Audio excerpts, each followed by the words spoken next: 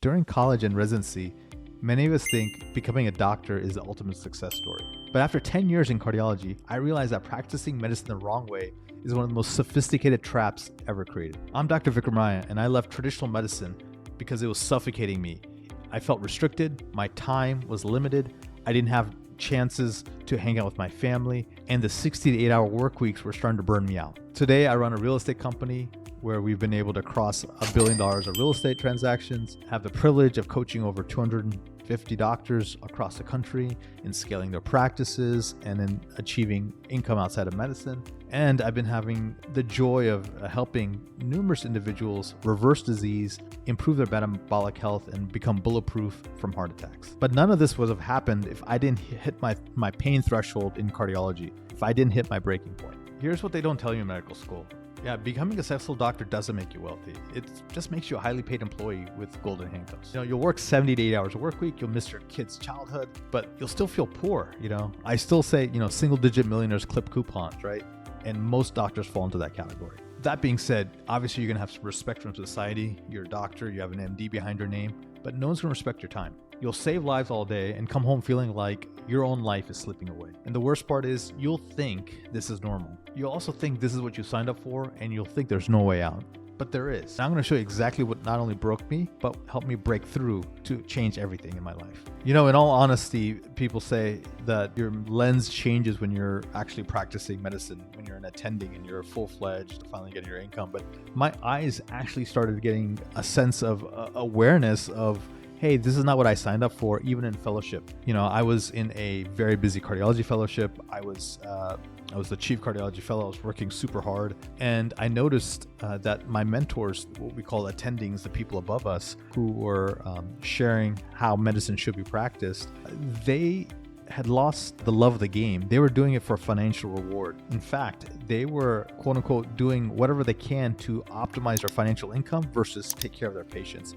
And that already started rubbing me the wrong way. Once I started practicing, that kind of behavior I started seeing throughout the hospital, where people were saying, hey, what's the reimbursement? What's the ROI? What's the value of that patient to my bottom line? And I made a commitment that day that I'm never going to allow medicine to dictate what I do in my life, because I'm going to create streams of income outside of medicine, really protect my character and integrity. I want to practice for the love of the game, not because I have to.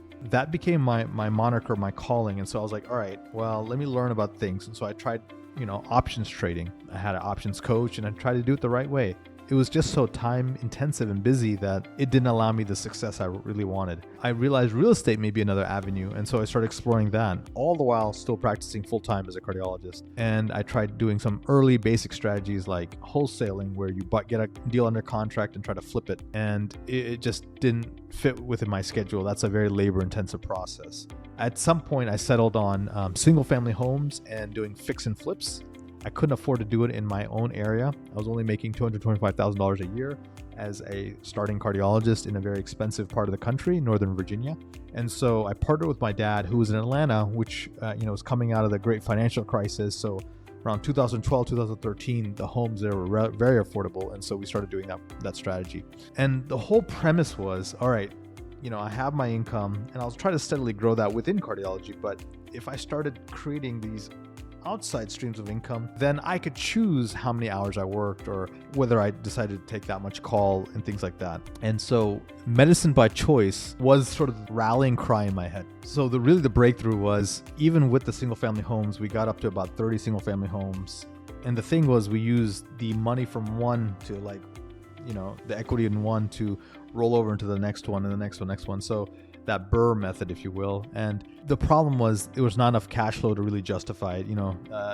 As a physician, you're making multiple six figures. You really need another vehicle that can create some kind of income similar to that, or something that's going to really push your net worth up. The challenge is most physicians, they're usually high income, low net worth. And I really wanted to break that trend. After I tried single family homes, I attended a lot of lectures. In fact, one of the things, a lot of people, quote unquote, if they get bored with their spouse or their partner, sometimes they cheat and they leave the relationship, or do they do things, behind that person's back. I didn't cheat on my spouse or partner, but I did cheat on my profession. And so I would work a full 10 hours a day. And then on my way home, I'd tell my wife, oh, I'm still working at the hospital. But really, I went to my real estate investment clubs and meetings and to try to learn real estate, right? And in one of those meetings, I heard a man from Boston talk about, multifamily and syndications and raising capital and buying a 100-unit property. And then your investors are so happy with you that they'll pay you a fee just for you to put the deal together, which is called an acquisition fee. And I was enamored by all of this. I was scared by it. I was enamored by it. And part of me was like, is this legal even? As I started doing more research, I found this to be a very important opportunity for me to up-level my real estate game. And so I transitioned from single family to eventually I created my first multifamily company called Viking Capital with a buddy of mine who's also a physician looking to achieve financial freedom. And so we thought, hey, maybe there's a way to do these bigger deals and start harnessing the power of our network and other physicians and really grow this thing. Now that we decided, hey, this is the field we want to enter, multifamily syndications, and physicians sometimes are given sort of a bad rap that they don't know entrepreneurship. But in fact, if physicians just view any skill set they're acquiring as just another residency or fellowship, they're going to learn rapidly and be very successful at it. Physicians have high IQs or at least high hard work ethic. They have income or capital to spare. The main hindrance of a physician is time. And so by them learning to optimize their time, that's the first thing I had to do. I had to optimize my time to make time for this new project, this multifamily strategy. And so the way I did that was first was Traffic University. I spent over an hour commuting to work and over an hour commuting on the way back. That time I used to make phone calls to brokers, to investors, to my partner. I was listening to audio tapes on how to do this multifamily syndication. I was listening to motivation books. I was listening to business books, mindset books. And that over the few years I did that really up-leveled me. In fact, it 10x'd my capabilities and my sense of confidence and congruence of what I could do. The second thing I did was I hired a mindset coach. Having a coach was new to me, right? This is not normal. Physicians having coaches was not a thing back in 2015. It was scary. It was an investment. It was money I really didn't have. I knew that where I wanted to go, I needed to, invest in something. I could invest in assets. I could invest in people or processes or services, or I could invest in myself. And I ended up deciding to invest in myself because, as Warren Buffett says, it's usually a 30x ROI when you invest in yourself. And so I became more valuable to the marketplace because I could do more things. I could be more things. I could have confidence in doing these things. I could lead people. I could learn how to hire. I could learn how to raise capital. And so the coach really was instrumental. And also, when everyone around you is saying you can't do something, like my work colleagues, the physician's lounge, the family that I told what I was doing, they're like, oh, that's so risky. Oh, you're going to lose money. By having this one person, this coach, who kept on believing me, kept on brainstorming with me, in fact, I had to borrow the coach's belief system to help me achieve my goals because I didn't have beliefs fully baked in yet. And so I leaned on the coach's beliefs and it helped me get to a certain level. And once I started getting success, the coach was like, see, I told you so. And then that reinforced my belief system. So it was like an upward success cycle, right? Once you have the beliefs, whether yours or someone else's, and you take certain actions, then you see the results of the actions, and that spurs you to have more empowering beliefs, and the cycle continues. So that was how I started making progress. And so actually, another way to do success is to model behavior. It was a very big deal to go do our own deal. We knew that proximity is power. So we went to conferences, we went to workshops, we went to meetings where other people who were doing what we want to do were there. We would ask them questions, we would absorb, be a sponge. Number two, once there was an opportunity for us, not necessarily to do our project, but to help someone do their project, we started adding value. And so we added value to someone else, another group in Atlanta. They were doing their first real estate deals that they were maybe a year or two ahead of us. And so they invited us to join them. So we decided to raise capital, as that's one of the critical things in doing your own deals. And again, we had no clue how to do this, right? But you just step into the abyss and you act as if. And so we started helping them raise capital for these projects. It was scary. And in fact, our first raise was supposed to be, I think, $350,000. And we're like, there's no way we can do that. Maybe a $50,000 we can bring to the deal. We ended up raising $750,000. And anything we didn't know, we would just say, hey, hold on a second. And we'd get on the phone with those guys. They'd tell us what to say. We'd go back and talk to our investors. And you may be wondering, hey, where were your first investors from? they're really people in our phone. They're our friends, our family, our colleagues. And it's not that they believe in the project, they believe in you. And that's usually where most entrepreneurs, startups, and founders get their first capital. And it's just about relationships and offering certainty and assurance to the outside party. And so with all that said, after a couple of deals of working with those guys, we ended up saying, hey, you know what? I think we can do this on our own. If I can do, a heart catheterization, if I can do a transesophageal echocardiogram, if I can float a Swan catheter into someone's heart, I think we can do, our own real estate syndication deal. And so with that said, we ventured off to do our first deal. So now the first deal, we've been wanting to do it for almost 2.5 years. And this is where patience comes in, right? It's like the universe is testing you. When you really want to do something, your whole heart demands it, and you have a burning desire, as Napoleon Hill says, you just have to keep throwing things at the wall and seeing what sticks. And so we kept on throwing things at the wall, talked to several brokers, but we found a relationship with one broker. And again, everything in life is really about the strength of your relationships. And so not only we had our medical relationships in the hospital, with our patients we had our relationships, with our family we had our relationships, with our investors we had relationships, and now we had to start making relationships with the people who control the deals, which are the brokers in multifamily real estate. So there's one group in Atlanta, and then they're sort of young guys, and their father had started the business several decades ago, and so they were the second generation taking over. We would take them out to dinner, we'd get them bottles of wine, we'd sit down with them, and they'd throw us garbage deal. And each time we'd give them an explanation of why that deal didn't make sense for us. And then finally, they gave us a deal that made sense. And so we were excited, we're pumped up, and we put an offer in, and there's a couple of groups competing. We ended up coming second in that offer, so we were not the highest offer. So they went with the highest offer, which is a group from New York. The group in New York started their due diligence process, and they're ready to close on it when apparently something happened to the property, and they pulled out of the property, and they gave the deal back to the broker. And the broker was like, hey, they called us up, hey, Viking Capital, do you guys want the deal? And me and Ravi were like super excited. We're like, yeah, of course. Yeah, what's going on? Yeah. And then after we pushed the broker to figure out a reason why the other group backed off, he said, all right, guys, here's the story. And then apparently they ended up backing out of the deal because there's a murder on the property. And so that was like sort of a gut wrench moment, like, a butt pucker moment for us. And we're like, had to really figure out, how bad do we want to do this deal? Are you sure this is the right business to be in? Maybe we should stick to cardiology and medicine because this seems beyond our scope and capabilities. But after doing research, after verifying that the deal was safe, after this was an anomaly and this is not normal business practices for this sub-market, we ended up pulling the trigger and doing the deal. To cut a long story short, this ended up being one of our most profitable deals. This was a 118 unit deal. It was in South Atlanta, and we bought the deal next door, 62 unit, because that was a distressed deal someone else owned. It was a fractured condo unit, and it was bringing our value down. We didn't really want to buy it because it was zero occupancy, and there was also more problems of crime and stuff there. But we knew if it didn't, it would have spread over to our project. So we ended up buying that one as well, with all friends and family money and loans. And we put the two together, and all in, we were in for about $8 million. We ended up selling the whole 182 units for $13 million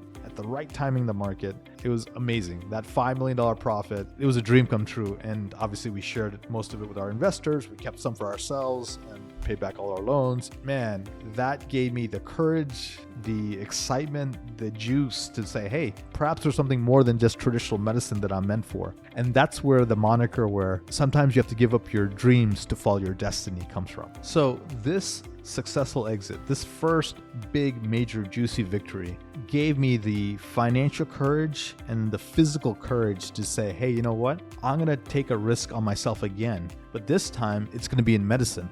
I love traditional cardiology. It was what I thought I was meant to do. In fact, 6 people in my family died of heart attacks, and cardiovascular risk runs heavily in the South Asian population. And so I was on a mission to do something about it. Now, in traditional cardiology, I was treating symptoms, right? If you had a chest pain, I would give you medications. If you had high blood pressure, I'd give you beta blockers. If you had a cholesterol, I'd give you statins. And I would just treat every ill with a pill. And that's what we've been taught. And the more and more I thought about it, I was like, this doesn't make sense. There must be a better way. And on top of that, it was not that, I noticed the way I was spending time in my consultations with my patients was really education and prevention and lifestyle changes. And I had a whole exercise workout program for them. None of the other cardiologists in my group were doing that. In fact, I created this whole protocol called the Optimized Protocol, and everyone started using it, in the clinic to give to their patients because they thought, oh, this is good to help them work on their prevention. And I was trying to expand it. I was trying to do more with it, but I was obviously limited in the scope of traditional medicine. And so that's when I made a decision. I started learning about functional medicine. Functional medicine is treating the root cause of disease. It's thinking about the body as different systems that are interconnected. It's talking about treating the soil and the roots, not just the leaves or the branches of the tree. And so after getting trained for 3 years in functional medicine, getting a certification, I then decided to take the bold move, and the money I got from my real estate exit, I decided to take that risk and jump out, and I didn't do it all at once because that would have been very risky, right? I have kids, I have a mortgage, and I know all the doctors listening to this, they'll be like, oh my God, I would never do that. So I did it in a way that made sense. I went from full 5 days of cardiology and the weekends and nights to 4 days of cardiology and 1 day at my new clinic. And I did it in a part of, I was practicing in Maryland. I did this in Virginia, so there's no non-compete issues. And as I did that, I started getting more patients on that side. It was cash-based, it was non-insurance. And so it was really a clean transition. And as the real estate succeeded, I went from 5 days to 4 days to 3 days. And once I had enough income coming outside of medicine, I knew then that I could practice medicine the way I wanted to without compromise. And so I went all into functional medicine. At that point, I left traditional cardiology. At that time, it was in 2018, December, I still remember it. And I was about to turn 40 the next year. And when I started the whole journey in 2011, I was like, hey, if I'm still practicing by the age of 40, traditional medicine, something went terribly wrong. And invariably, because I made that declaration many moons ago, somehow my subconscious mind, I've sort of helped make that true, manifest that. Never disregard the declarations you make. They're very powerful, and sometimes they'll help dictate your life. Now I got to do functional medicine and functional cardiology and metabolic disease. I had a clinic called the Vitology Institute in Northern Virginia. I did that about 3 days a week. The other 2 days I was doing mainly cardiology. The other 2 days I was doing real estate. It was the best of times. Then I had a wrench in my success where COVID happened during the pandemic.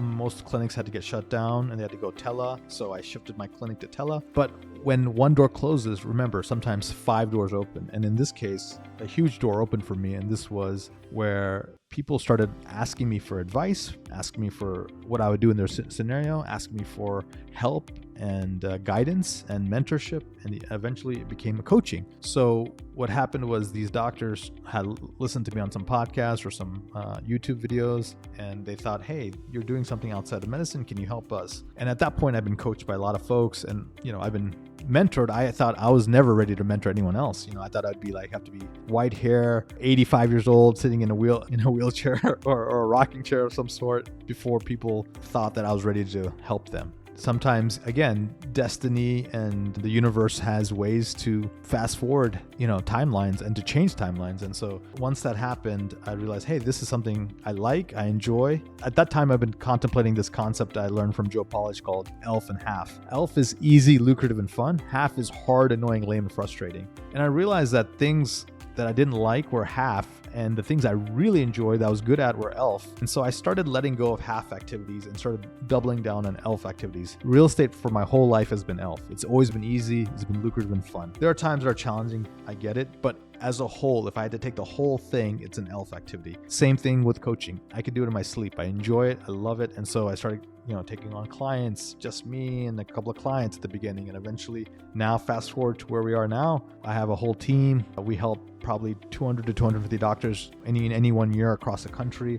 We help mentor them, we help scale them. We have so many success stories of people scaling their clinics, creating new businesses, creating real estate, creating tax income, create efficiencies, and it's just been awesome. And then same thing with the real estate. A lot of times the people I coach end up investing, the people who invest end up coaching, and vice versa. In the end, I ended up backing off on my clinic. Even though I enjoyed the clinic, it was fun. At some point, it started becoming more of a HALF, meaning it was difficult to keep convincing people to, improve their health, while it was so easy to get people to up-level their life in coaching or up-level their life in their financial realm. And so I started focusing more on those areas. And then the clinic still means a lot to me. And then the work we've done there means still a lot. But now that some of that work is now embedding. Sometimes I take investors aside and we work on their health, or sometimes I take coaching clients aside and I put them through a whole protocol. Nothing's ever really lost. It just evolves.